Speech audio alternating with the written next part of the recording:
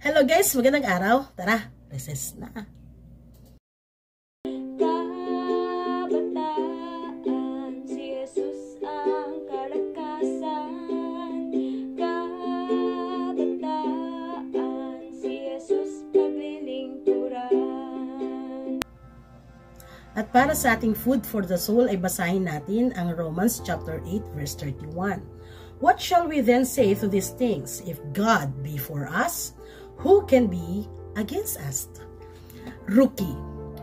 A golf legend, Greg Norman, was in a certain tournament where he was having an exceptionally great game. Si Greg Norman, isang golf legend. As he teed off one hole, he had a perfectly straight and long drive at isang excited na fan mula sa crowd ang sumigaw. Greg! Greg! You're the man! Napaka gandang experience. Greg stepped back at ang ginawa niya ay pinanood ang mga young rookie players, mga bagong player ng golf. Ang mga rookie na ito ay hindi magawang makahit ng maayos, hindi makatira ng maayos, at bigla-bigla ay may sumigaw mula sa spectators ng words of encouragement. Yun ang maganda doon, no? Yung words of encouragement mula sa mga nanonood, mula sa mga spectators. At ang sigaw nila, "Young golfer, you are with the man!" Baka gandang salita. Minsan ganito ang tao, kapag baguhan, na-intimidate, nahihirapan, at parang ang hirap magsimula, nag-aalinlangan. Pero we have God. No? Our God is for us. Ang Diyos na kasama natin at para sa atin ay it doesn't matter who against us, diba? Para sa Panginoon, hindi mahalaga sa Kanya kung sino ang mga taong laban sa atin, mga taong against sa atin, mga taong nagbabash sa atin. Dami niyan ngayon sa panahon natin ngayon. Pero young people, para sa ating Panginoon, it doesn't matter who is your bashers or mga disappointments or kung ano man yung problemang dumarating sa iyo, no? At para sa Diyos, para sa ating Panginoong Diyos, ang Diyos na kasama natin, ang Diyos na sumasa atin, ang Diyos ay kasama natin at ang Diyos ay sumasa atin, hindi niya tayo bibiguin. Hindi tayo mabibigo sa Panginoon. Hindi tayo talo sa Panginoon. At lagi nating isisigaw, kasama natin ang Diyos. Kasama natin ang Diyos. Huwag tayong matakot, kasama natin ang Diyos. Nanghihina tayo, nahihirapan tayo, nai-stress tayo, nalulungkot tayo. Kasama natin ang Panginoon. Young people, with God on your side, you are victorious. With God on your side, you are victorious.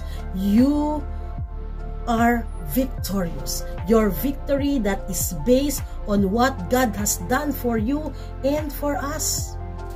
Young people, kahit bagong kabataan ka pa lang, kahit young rookie ka pa, kahit bagong Christian ka pa lang, do not be dismayed. Do not be discouraged. Do not fear. Remain standing. Remain standing knowing that you are with God who is on your side. Young people, remain standing knowing that you are with God who is on your side at all times. Let's pray. Panginoon, what a promise. If you are with us, if you are for us, who can be against us? Wala ang lahat ng bashers, wala ang lahat ng disappointments, wala ang lahat ng kalungkutan, wala ang lahat ng anumang magpapahina ng aming pananampalataya. Kung ikaw ang Diyos na nasa aming harapan na lumalaban para kami ay magtagumpay. Sa Diyos ang papuri, Panginoon. Sa iyo ang papuri. Sapagkat ikaw ang aming lakas, ikaw ang aming kapangyarihan, ikaw ang aming sandigan, ikaw ang aming tapang, ikaw ang aming tagumpay. Kaya't pagpalain niyo po ang mga kabataang ito sa lahat ng kanilang karanasan, lahat ng kanilang mga kinakaharap.